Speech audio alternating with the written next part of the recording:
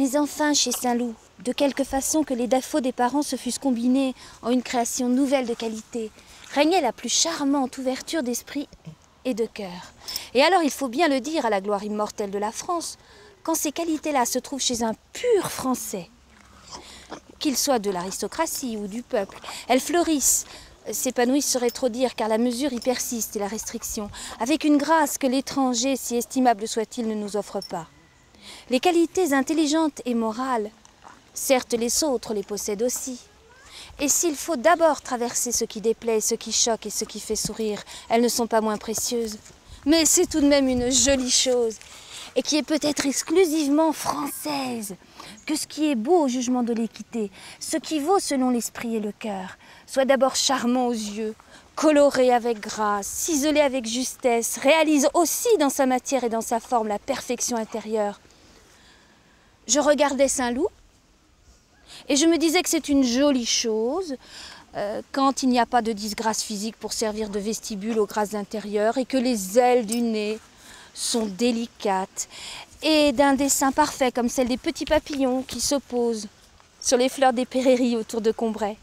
Et que le véritable opus franzigenum, dont le secret n'a pas été perdu depuis le XIIIe siècle et qui ne périrait pas avec nos églises, ce ne sont pas tant les anges de pierre de Saint-André-des-Champs que les petits Français, nobles, bourgeois ou paysans, au visage sculpté avec cette délicatesse et cette franchise restée aussi traditionnelle qu'au porche fameux, mais encore créatrice.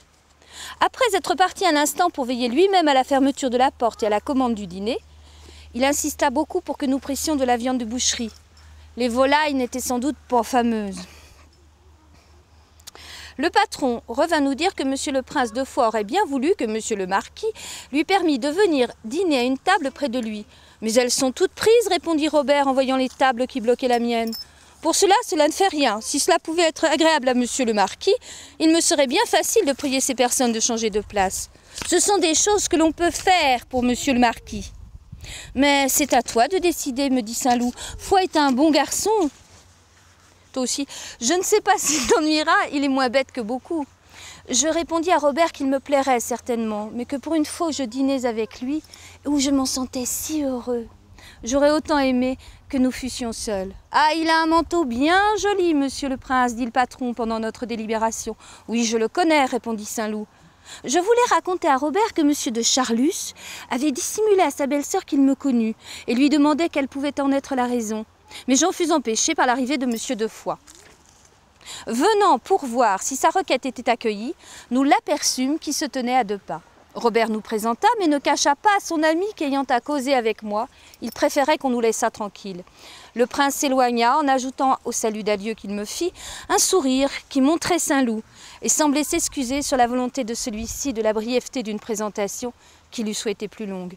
Mais à ce moment, Robert, semblant frappé d'une idée subite, s'éloigna avec son camarade après m'avoir dit « Assieds-toi toujours et commence à dîner, j'arrive !» Et il disparut dans la petite salle.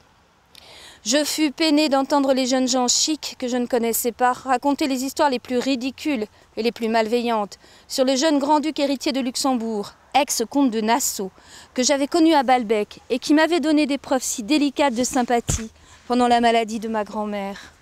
L'un prétendait qu'il avait dit à la duchesse de Guermantes « J'exige que tout le monde se lève quand ma femme passe », et que la duchesse avait répondu, ce qui eût été non seulement dénué d'esprit mais d'exactitude, la grand-mère de la jeune princesse ayant toujours été la plus honnête femme du monde. « Il faut qu'on se lève quand passe ta femme, cela changera de sa grand-mère, car pour elle, les hommes se couchaient. »